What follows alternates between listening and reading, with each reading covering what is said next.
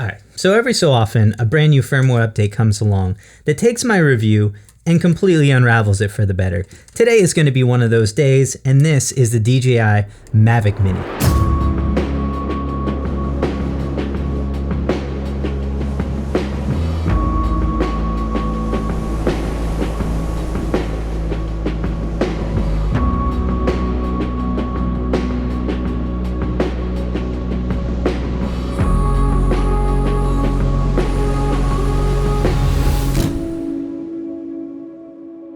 So all that footage was shot on the DJI Mavic Mini, and if you want to go a little bit more in depth with this drone, if you're thinking about picking it up, go check out that full review. We're going to focus more on the firmware updates and some tips from 6 months of using this drone. But if you haven't noticed a lot of these updates coming through or a lot of new features, there have actually been 4 updates, 2 pretty major and 2 a little bit more minor.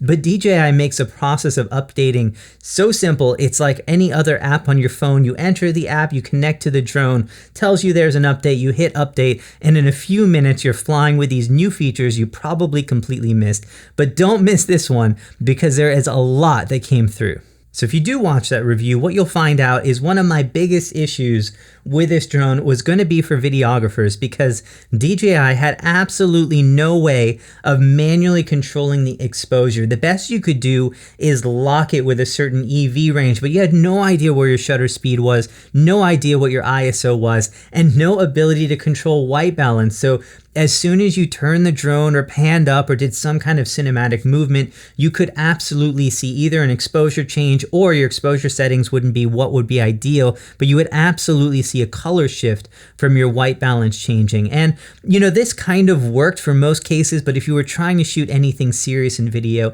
it really didn't cut it. Well, all of that has thankfully changed right now, because we have full manual control over all of our video settings. So your aperture is fixed on these drones at f2.8, but you can completely control your shutter speed, your ISO, and if you dig a little bit more into the menu settings, I'll show you where it is here, you can also change your white balance to be a custom white balance. And these are some really big changes that have come through and make it a recommended drone now for videography. In addition to that, you also now have 24 frames per second. That didn't exist before. I think this is a little bit less of a feature that everybody needs, but it's great to have. I shoot most of my films in 24 frames per second, so being able to shoot that natively is going to be absolutely a huge deal to me, and probably a huge deal to you as well.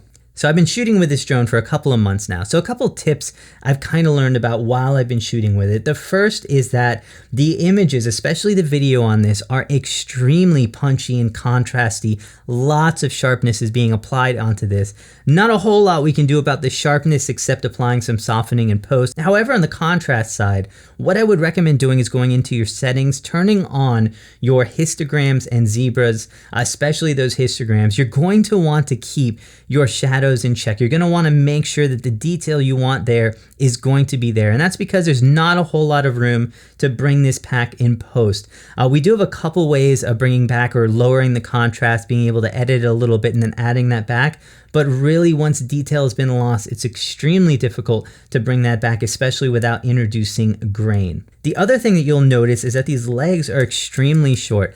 I would highly recommend getting some kind of a landing pad, or you can use a collapsible reflector, a paper plate. I don't care what it is, but you're gonna want something. If you're taking off in grass of any kind, it's extremely difficult to be able to do that with these legs so short. Literally, when you turn this drone on and sit it there, your gimbal is usually in the dirt.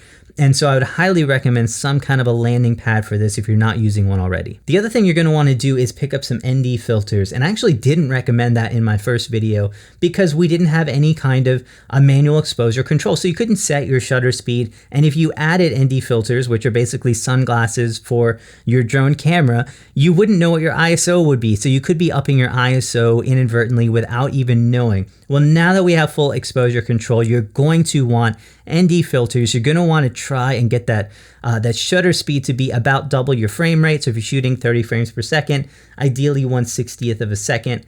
ND filters will help you get there or very close to them. So I highly recommend picking some up. Now the big question is, should you still buy this drone? I've had it for the last 6 months. Is this still something that you should consider? Now, the big achievement for this drone has actually been in that weight limit. Getting it under 250 grams is an incredible achievement for what you're getting for this. So if you are in a country that mandates that you be under that limit without having to get a pilot's license, like Canada, you will definitely want this drone, because having that ability, especially if you don't have that pilot's license, and even then there's a lot of hoops you have to jump through to be able to fly, this is going to be life-changing, giving you that ability to get amazing video and photo without having to worry about that limit. This is a drone for you. And if you're in a place like the United States that doesn't have that same limit, we can fly drones like this as long as it's not for commercial, and still not have to get a pilot's license, a drone pilot's license.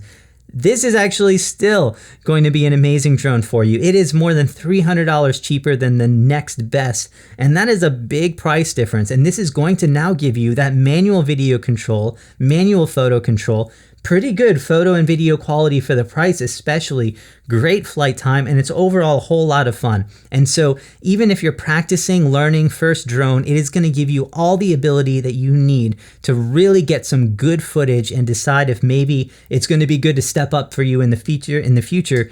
But this is absolutely a great starter drone no matter what you're doing. I do want to say that getting it under 250 grams came with a couple of costs. And the first is that this is extremely lightweight plastic. It does not feel very rugged. However, I have managed to hit a couple trees with this thing, and I have not ruined it so far.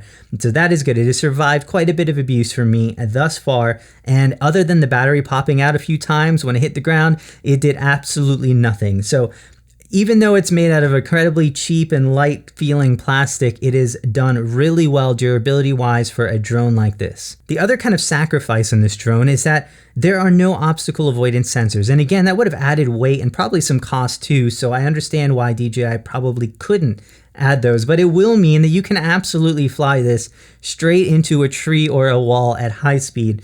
So you have to be very cautious not to. Now, the only drone that will really give you that is going to be hundreds of dollars more. So for me, I still think that this is a great buy. And if you need those features, I'll actually be comparing all of DJI's drones next week, so you can stay tuned for that.